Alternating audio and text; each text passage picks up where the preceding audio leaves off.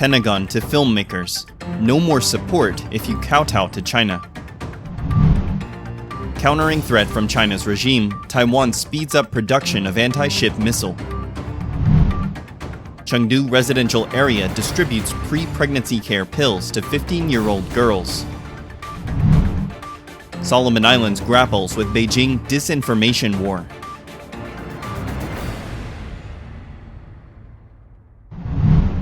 The U.S. Department of Defense, DoD, declared it wouldn't give any help to filmmakers who comply with China's censorship demands. Politico reported on June 30th that this statement was updated in DoD's guidelines for advising and working with Hollywood films. The update comes in response to Texas Republican Senator Ted Cruz, who has been fighting Chinese government demands for censorship of American movies distributed to Chinese viewers. The issue came to a head with last year's release of Top Gun: Maverick. In the trailer for the film, the flags of Taiwan and Japan were removed from the iconic flight jacket of Tom Cruise as Captain Pete Maverick Mitchell. This is an apparent attempt to appease Chinese investor Tencent. But after criticism in the U.S., and after Tencent reportedly dropped its investment in the film, the flags were restored in the final version. In the updated document, DoD stated it will not provide production assistance when there is demonstrable evidence that the production has complied or is likely to comply with the demand from the government of the People's Republic of China to censor the content of the project in a material manner to advance the national interest of the People's Republic of China. Hollywood and the department have enjoyed a symbolic relationship for decades. The Pentagon has allowed moviegoers to shoot their projects on military bases, Navy ships, or other locations and weighs in on filmmaking processes. The military benefits from positive portrayals of service members, and filmmakers benefits from authentic settings and technical expertise. However, as China's governing Communist Party created more sophisticated control and monitoring capabilities, some American businesses, including Hollywood studios, have tried to abide by Beijing's requests while avoiding domestic backlash. Censors employed by the Chinese government can be demanding and unpredictable. For example, they pressured the creators of Spider-Man: No Way Home to take down the Statue of Liberty. Another is that they wanted the filmmakers of Lightyear to cut a short same-sex kiss. Both studios disobeyed, and neither film was released in mainland China. Cruz said, "The Chinese Communist Party spends billions on propaganda and censorship." He added, for years, Hollywood helped them by censoring movies so they could be screened in China, while still working with the U.S. government to get those very same movies developed. This new guidance, implementing the legislation I authorized in the Script Act, will force studios to choose one or the other, and I'm cautiously optimistic that they'll make the right choice and reject China's blackmailing. Taiwan's military is ramping up the production of anti-ship missiles with significantly improved ranges. According to the Taiwan News' report on July 1st, Taiwan Ministry of National Defense, MND, is determined to counter the growing threat from the Chinese Communist Party, CCP's Navy. MND is improving the capacity of the subsonic Xuanfang-2 and hypersonic Xuanfang-3 missiles and intends to mass produce them. MND also has a plan to increase its budget for missiles gradually. According to the program, in 2023, the cost of producing missiles is $497 million. By 2024, that number will grow to nearly $635 million, and by 2025, that number will be almost $706 million. The Xuanfang-2 missiles currently used by the MND have a range of 80 nautical miles, 148 kilometers. An upgraded version of this missile can reach targets between 86 and 108 nautical miles. The MND said after improvement, the quality of Xuanfang-2 is on par with anti-ship projectiles of the U.S. or European countries. Meanwhile, the Xuanfang-3 missiles have an increased range from about 106 to 216 nautical miles. In addition, Taiwan's missile production rate has increased to 201 anti-ship missiles per year, including 70 Xuanfang-3 missiles.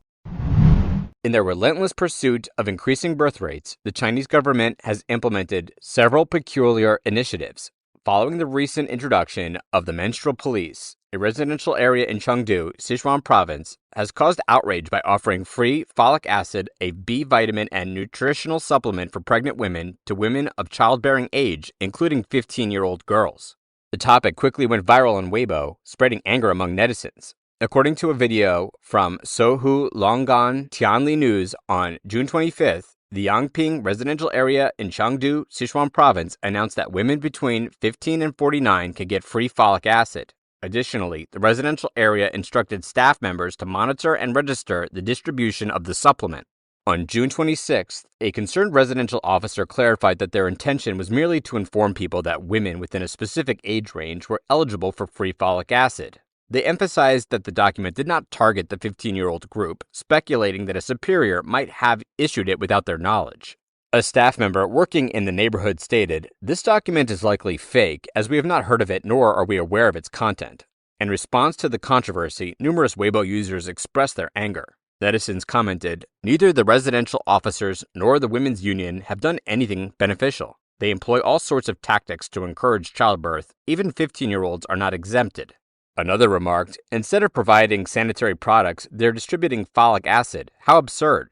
A concerned netizen questioned the implications. Are minors now encouraged to become pregnant? What happens when a 15-year-old conceives? Some netizens questioned the following. Can a 15-year-old become a woman of childbearing age? They're still immature. The residential area has counted women of childbearing age as 15 to 45. Currently, the law protecting minors is not mentioned, nor has the pregnancy age for women has been lowered already. A 49-year-old woman is pregnant. A 15-year-old middle school student is also pregnant. To encourage more childbirth for future homebuyers, the government has taken a risk. Sichuan province has made significant efforts to promote childbirth. Earlier this year, the official website of the Sichuan Provincial Health Committee released the Sichuan Provincial Birth Registration Service Management Measures, which lifted restrictions on the number of marriages and births. This measure, effective since February 15th of this year, will remain in force for 5 years. The Chinese government's determination to promote fertility and control women's reproductive choices has led to adopting measures resembling the menstrual police system employed during the rule of former Romanian Communist Party leader Nicolae Ceausescu. These incentives involve intrusive testing and questioning of women regarding their menstrual cycles, periods, and pregnancy status and have been replicated in various parts of China. Because of its strategic significance, the Solomon Islands have long been the subject of competition between the United States and China in the South Pacific. In their quest to gain the upper hand, the Chinese Communist Party, CCP, has employed various tactics, including disseminating misinformation to shape public opinion regarding Beijing and Washington.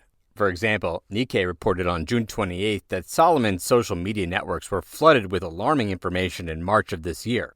The news claims that Daniel Suidani, the former governor of Malacca province and a staunch supporter of Taiwan, had conspired to assassinate Prime Minister Manasa Sogavre, who maintains close ties with Beijing.